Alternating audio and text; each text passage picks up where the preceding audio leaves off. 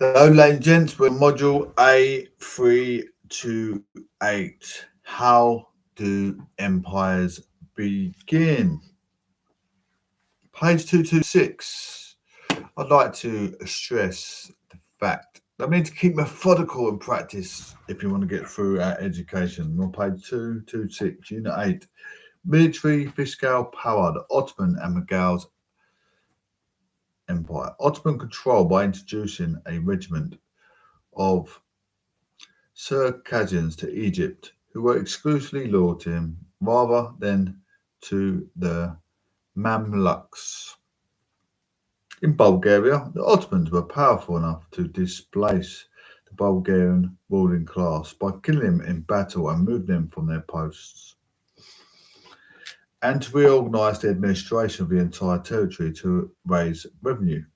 In Egypt, the entrenched Mamluk nobility retained some of their power and influence, necessitating compromise by the Ottomans. This compromise was perhaps more marked compared with other areas of the empire, given the speed of the Ottoman conquest and the fact that they were incorporating a Muslim majority area into the empire. Across the empire, a variety of administrative techniques and methods were applied, depending on the circumstances Ottomans encountered once they had conquered a territory, and whether they were able to co-opt a local ruler into the Ottoman imperial system, as in the case of Egypt. Bulgaria is a clear example of direct rule. Egypt is more difficult to define, falling somewhere between direct and indirect rule. The examples of Bulgaria and Egypt show us the importance of negotiation and accommodation in the exercise of imperial power. In both places, however, the Ottomans never lost sight of the principal administrative objective to ensure these territories sent revenue in cash or in kind, especially in Egypt's case, grain, to the imperial centre to fund the Ottoman military machine. The politics of difference and the Ottoman imperial power. This is drawn on information collected in the detailed Ottoman tax registers for the 16th century.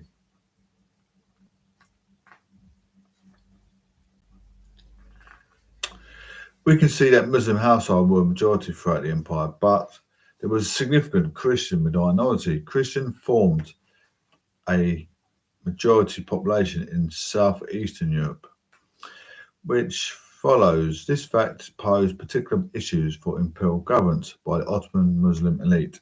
This is on page 227. The Ottoman elite was Muslim, but many of its subjects, especially in southeastern Europe, were Christian. How did Ottoman military administrative power work in relation to non-Muslim subjects?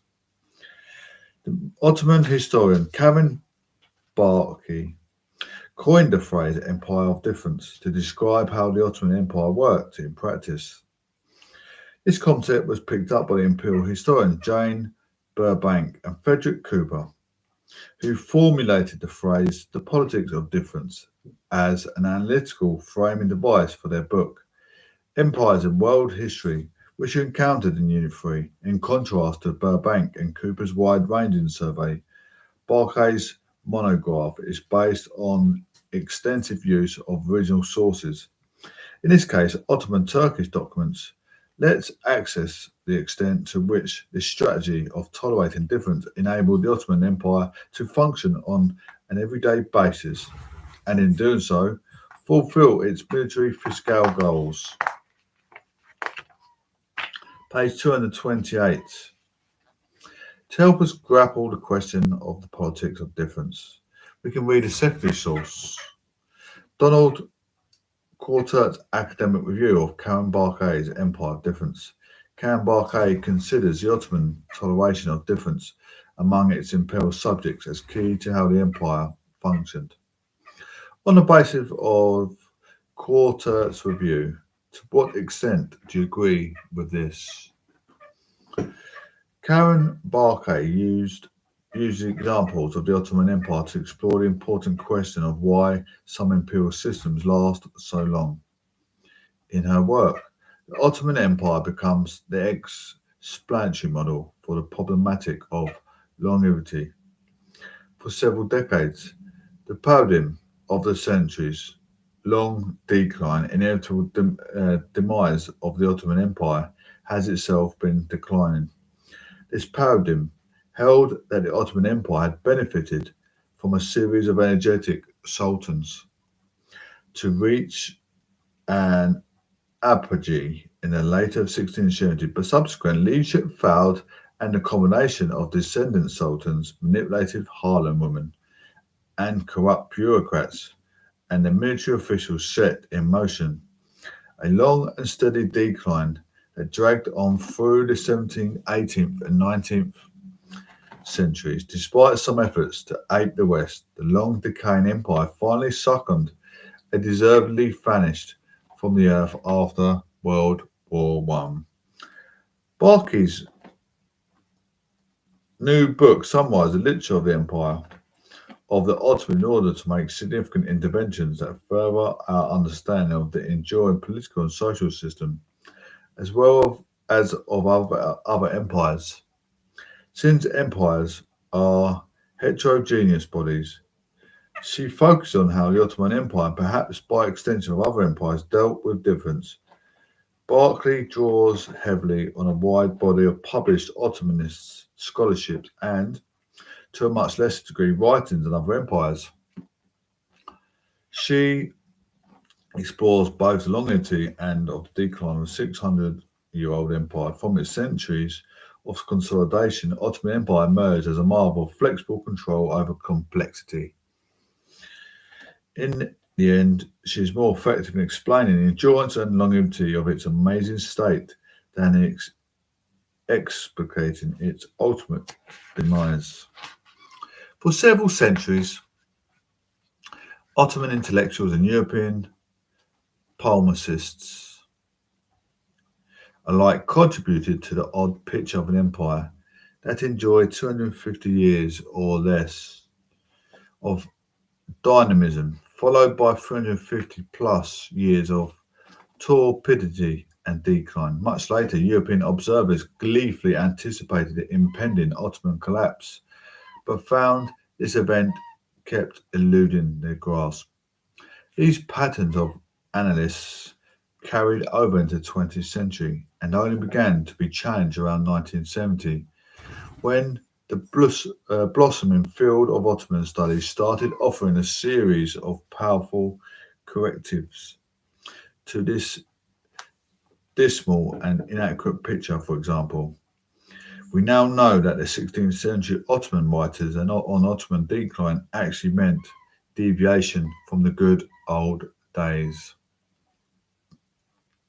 In fact, these writers were the losers in domestic power struggle of their times and complained of a changing system of mobility that excluded them from office and wealth. Instead of pointing to changing patterns of mobility, they pointed to the corruption of norms and of overall decay. Barkey focuses upon Ottoman longevity as part of her wider inquiry into why empires endure. Her work profits greatly from the contributions of two strands of scholarship, one linked to Ottoman studies and the other to a more recent mounting interest in the question of empire. She frontally attacks the decline of paradigm, which still twitches with life in some dusty corners of academy, and thus contributes to both Ottoman and Empire studies. For two-thirds of the book, Barkey brings attention to a dynamic, flexible, and pragmatic succession of Ottoman leaders and policymakers. Instead of asking why this empire declined, she more productively probes into the causes of its endurance. In a growing empire with scores of groups speaking in different languages, professing different faiths, and living in distinct cultures, the emerging imperial elites in the 14th century accepted these differences and were made stronger by them. She uses the metaphor of a spoked wheel with a central state, negotiating separately with groups, the spokes. Relations existed between the centre and each specific group, but there were few ties between them among the various groups. The strength of the empire lay in the elite's willingness to accept the difference of a particular group and negotiate with it anyway. Readers will be impressed by their insistence that a major feature of the centuries long imperial dominance was a pragmatic and flexible management of diversity, with boundaries as mobile markers of difference. Italics in the original, less persuasively. She asserts, but does not effectively demonstrate the two-way nature of the process in which society influences the state and vice versa. Moreover, the utility of this metaphor for other empires remains uncertain before she does not draw explicit comparisons. The beginning of the end of tolerance for diversity started, she says, when Ottoman subjects begin forming links among themselves between between the spokes starting in the 19th century, stimulated by the economic opportunities of lifetime tax farming and long distance trade. They began to form open, fluid, and far reached networks of commercial activity. Elsewhere, she speaks of regional notables who constructed an alternative Ottoman social structure, one that was highly interconnected. As in unattended, a consequence of government actions, part of the Ottoman society began to break away from state control. In the 18th century, increasingly thick networks of international merchants and tax farmers began farming networks of their own, free of state control. Yet, the unintended byproduct of such an extension of distributed privileges, what will it allow provincials to develop their own new world? While such connections would introduce a primum mobile that, in my view, detracts from a elegant and persuasive explanatory edifice for Ottoman longevity that she had been erecting. It seems to me overly simply to blame, as she does, the increasingly negative and dem- demeaning language and discourse of the Europeans as a result. The open, fluid, and far reaching networks of commercial activity could not endure, and Ottoman Muslim and non Muslims reorganized along communal protectionist lines. In fairness to the author, it does seem easier to explain why this extraordinary system of tolerance worked than to understand why it increasingly failed to do so during the 18th and 19th centuries. While she is correct in her description of the Europeans' condescension and bigotry towards most Ottomans, Jew, Christian, and Muslim alike, she fails to explain the reasons for Ottoman subjects withdraw from toleration. If needed, such a general retreat occurred as I understand it. She seems to be arguing that as long as the Ottoman state controlled state subject and state subject relations, his admirable system of toleration could continue. But once Ottoman subjects were left to their own devices without the guiding hand of the state, intolerance exploded. Exactly which Ottoman subjects become intolerant is left unexplored. And here lies a second important difficulty with the book. Agency remains wrapped up with the state and societal elites. The tax farmers and international merchants and the provincial notables who sometimes form part of these two groups. There is no sense of any agency from below.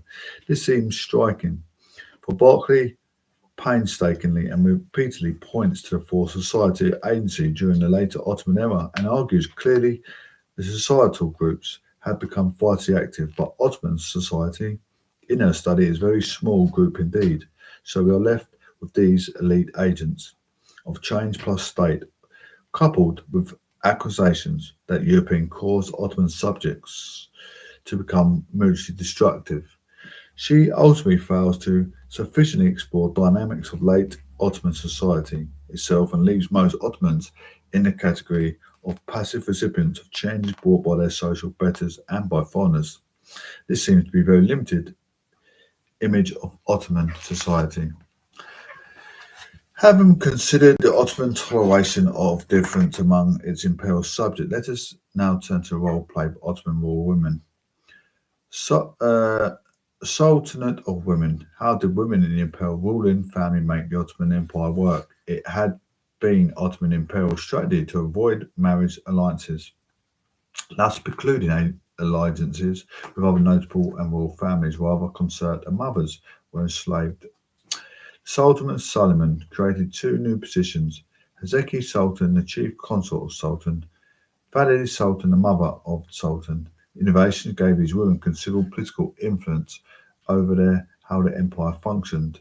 Ushering period referred to by Ottoman historians as the Sultanate of Women. The first significant Ottoman imperial was Roxolana, later known as Hohen Sultan. Suleiman's mother died in 1534 and he married Roxolana in the same year, thereby freeing her from enslaved status. Roxolana went on to play an important role in Ottoman's imperial policy for many years.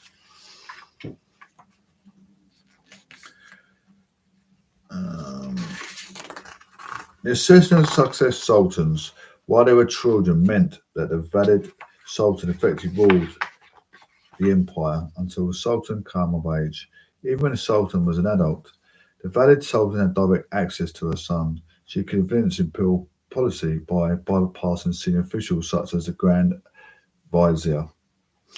These female figures could be vital to soothing over tensions between imperial courts officials and local notables and authorities. In doing so, they enabled revenues to continue to flow to the imperial centre to fund the armed forces and military activities. Ottoman royal female figures often played a direct role in how imperial military worked. For example, Turban Sultan, mother of Mehmed V, funded the repair of various military fortifications throughout the empire. Their advice, counsel, and influence proved vital in many years, from military campaigns to imperial administration. How do you think Roxolana influenced the functioning of the Ottoman Empire? Roxolana became the first woman to remain in the Sultan's court for duration of her life. The Ottoman royal family, a tradition, a Sultan concubine was to remain in their harem only until her son came of age around 16 or 17, after which he would be sent away from the capital to govern faraway province. So his mother would follow him. She would return to Istanbul only in the capacity of Vavid Sultan, mother of the reigning Sultan.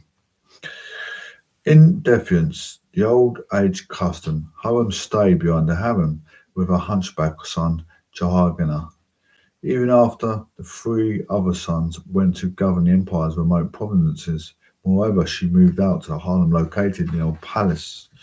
To Solomon's call over the new palace, after the fire destroyed the old palace. Obviously, the Ottoman public did not appreciate Solomon's total devotion to one woman and ensuring radical changes in the harem hierarchy. As Bazzano wrote about the public reaction to harem, the Janissaries and the entire court hate her and her children likewise, but because the Sultan loves her, no one dares to speak, and everyone speak ill of her and her children, and well of her firstborn and his mother, who has been repudiated.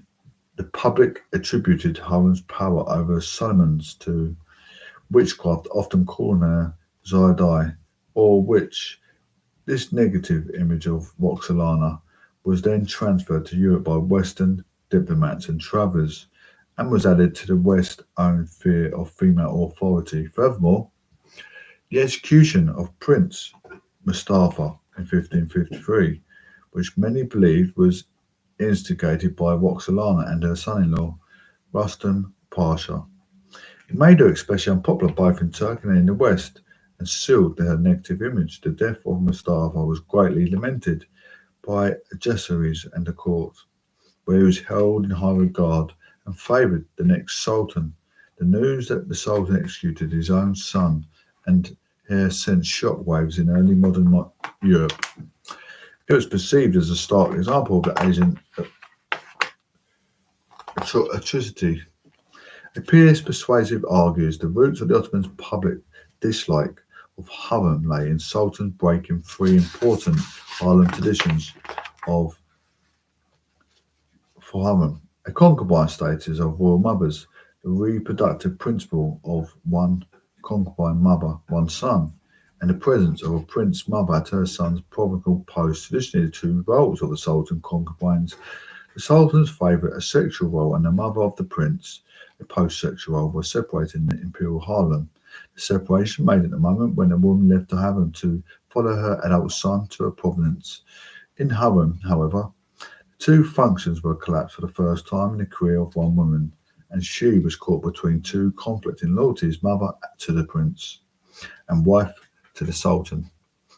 As a result, the Ottomans could not become to terms with Harlem's ambiguous status in the harem.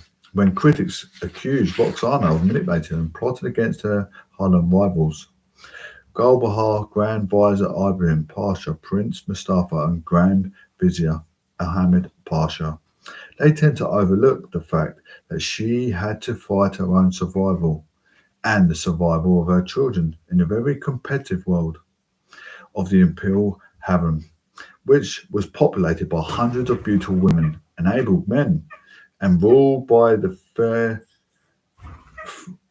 fratricide law. Helen was thus unjustly and harshly judged by her contemporaries for surviving and doing so brilliantly. Her rise from slave to sultana was not only the result of Solomon's love and for benevolence, but also the result of her own intelligence, effort, and extraordinary political skill. Helen knew that the Sultan's nature very well and skillfully used the knowledge to her advantage. On one occasion, Gulbahar, mother of the firstborn, Mustafi, overcome by jealousy, called Helen sold meat, Connie Venduata, and scratched Helen's face very badly. When the, when the envoy comes to summon Helen to Solomon's quarters for the night, she refused to go on the grounds that she did not dare offend the Sultan's eyesight with her disfigured looks. Solomon instead, and upon seeing Helen's bruised face, sent Gulbahar away to join her son Mustafi in the province Magnesia. Helen thus won a long-time battle with her arch-rival by turning the unfavourable circumstance to her advantage. The episode is often cited as an example of Roxolana's manipulative nature, but it can also be seen as an example of her political genius. Helen's power in the Sultan court grew stronger every passing year, and the Varga wrote in 1553 there was not been in the Ottoman's house a lady that is more authority. Her authority showed not only in her firm grip of Solomon's heart, but also in her ability to compete with the male rivals in Solomon's court. And to be skillful, sovereign, and ruler, she is a keen advisor to Solomon in political matters, particularly when she was absent from Istanbul on his numerous military campaigns. She regularly sent letters to the Sultan in which, in addition to expressing her great love and longing for him, she also informed him of the situation in the capital and of any events that required his immediate attention or action. In the beginning, thus vigilant, she protected Solomon's interest and contributed to the success of his reign. There is no doubt the Solomons trusted her more than he did his male advisers, unlike other harem concubines before her, who had never risen above the level of harem rivalry. Roxolana had political ambition and was, it seemed, determined to achieve as much power and independence as a woman possibly could within the Ottoman slave system. She dared to have a voice in the government. She played an important role in Solomon's diplomatic dealings and correspondence, often acting on the Sultan's behalf. When an assurance of his peaceful intentions and the exchange of gifts were necessary, she also influenced the Sultan's diplomatic relations with other sovereigns and foreign embassies. As a public figure. Hurrem became known for a grand-scale building projects, which manifested a high status in the Ottoman dynastic family. Traditionally, the endowments of royal concubine mothers were confined to provincial cities, while the Sultan alone was responsible for the most splendid projects in the capital of Istanbul. However, Hurrem earned the privilege to build religious and charitable buildings in Istanbul and other important cities of the empire. Hurrem's endowment, Kuli of Haseki Hurrem in Istanbul, built in the Aksaray district, called Avret Pazari of Women's Bazaar, later named Haseki, contained a mosque, madrasa, Emirat, elementary school, hospital, and fountain. It was the first complex constructed in Istanbul by Sinan in his new position as a chief royal architect. The fact that it was the third largest building in the capital, after the complexes of Mehmed II, Faith, and Solomon, testifies to Hurrem's great status. She also built mosque complexes in Adrianople and Ankara. Her other charitable building projects included the Jerusalem Foundation, called Haseki Sultan, with a hospice and soup kitchen for the pilgrims and the homeless, a kitchen in Mecca, a public kitchen in Istanbul, and two large public baths in Istanbul, the Jewish and Hagia Sophia quarters, respectively. Page 236. In the next section, we'll look at how the Mughal Empire functioned. You will notice differences but also similarities with Ottoman Empire. The Mughal military power.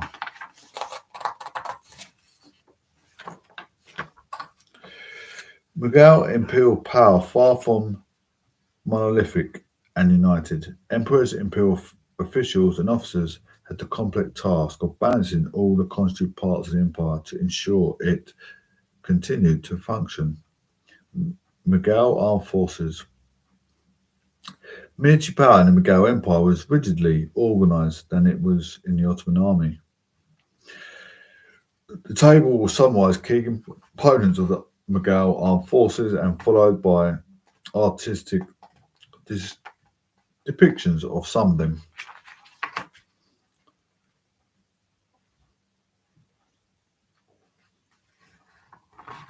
Nice. Page 240. We don't have records of the size of Mughal armed forces, but we can get a snapshot of their numbers and significant battles. Battles of the Panipat, 1526, 25,000 forces. Battle of the Karma, 1527, 40,000 to 50,000 cavalry, and crucially, musket men, swivel guns, and mortars. Historians disagree about the size of the military relative to the population of empire, but it's estimated that at its foundation in the 1530, the Mughal Empire numbered about 30 million inhabitants, and that by 1600 this had reached about 100 to 150 million. Why do you think the Mughals so effective at winning battles and sustaining and extending their power? Central Asian armies and the Indian military labour market. The Central Asian armies were nevertheless superior in close encounters, was demonstrated time and again by the two great invasions of North India from Central Asia that occurred in the 9th, 14th and 10th, 16th centuries. First that of Timur in 800, 1398-9, which laid waste to Delhi but did not result in a durable conquest, and second, that of his descendant Babur, whose victory over Afghan Lodis marked the beginning of the new Mughal Empire. The main reason for Babur's victory at the decisive Battle of Panipat was the superior quality of his artillery. India had entered the era of firearms. Mughal and the limits of gunpowder empires. Although Babar guns played a decisive role in the victory over the Afghans, mounted archers were still a crucial component for the early Mughal armies. Struzand, the Mughal Empire thus fitted only partly Marshal Hodgson's model of a gunpowder empire. For the spread of firearms and slow in India, it was not until the second half of the 11th-17th century that the matchlock man, the Basilala, emerged as the typical foot soldier of North India. The Mughal military system, which called the Timurids to control most of the subcontinent between 987 to 1580 and 1132 to 1720, rested on two pillars: the central army and the provincial armies during the reign of the Emperor Jalal al-Din Akbar. The central army was organised around the institution of the mansab. The term means rank and indicates the position of its holder. The mansabdar, the official hierarchy by means of two numerals, one of which denoted number of army cavalrymen under his command. The other one, the hat, meaning essence, indicating salary. It allowed to a certain extent the homogenization of an officer corps, which resulted from the fusion of three elements. The Ghazis, war band leaders from the borderland of the empire, whose link to jihad were purely formal. Mirzas, Muslim noblemen of the agrarian heartland, who were more administrators than warriors. Rajput, traditional Hindu warrior who had sworn allegiance to the Mughals. In the Mughal Empire, jihad was more of a metaphor than a principle or policy, as Hindus were considered de facto people of the book against whom was not mandatory. The Ghazis, often Turks or Afghans, was also known as the Jamdars, intermediaries, and were crucial link to the military labour market. They raised units of frontiersmen who were good horsemen. The Rajputs were often Samandars, rent collectors, who could recruit from a dependent peasantry. The existence of such vast resources of manpower in the countryside allowed the Mughals to dispense with Mamluks. The Mansabdars had no territorial base and could not transmit their position to their heirs, so they were not a political threat. The growing trend, from the point of view of Mughals, was, however, the Mansabdars tended increasingly to come from the ranks of the Samandars and often managed to make their position hereditary, thus posing an increasing threat to central Mughal authority. The central Mughal army was mostly cavalry, but also a large elephant corps. It was well equipped with guns, but still relied primarily on negotiations and bribery to take fortresses, which are generally not very elaborate structures compared to those of Europe, while it was a basic component of Mughal power and allowed of the Timurids to establish their domination over most of the subcontinent except the extreme south. That army failed to project Mughal power outside the subcontinent. The failure of empire. The expedition to the north.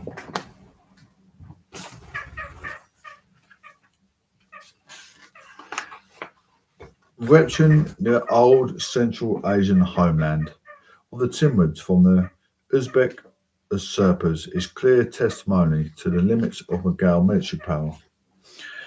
The provincial armies, on the other hand, consisted mostly of foot soldiers in about 998 to 1590. There were some 4 million of them, as against 340,000 horsemen, such huge numbers.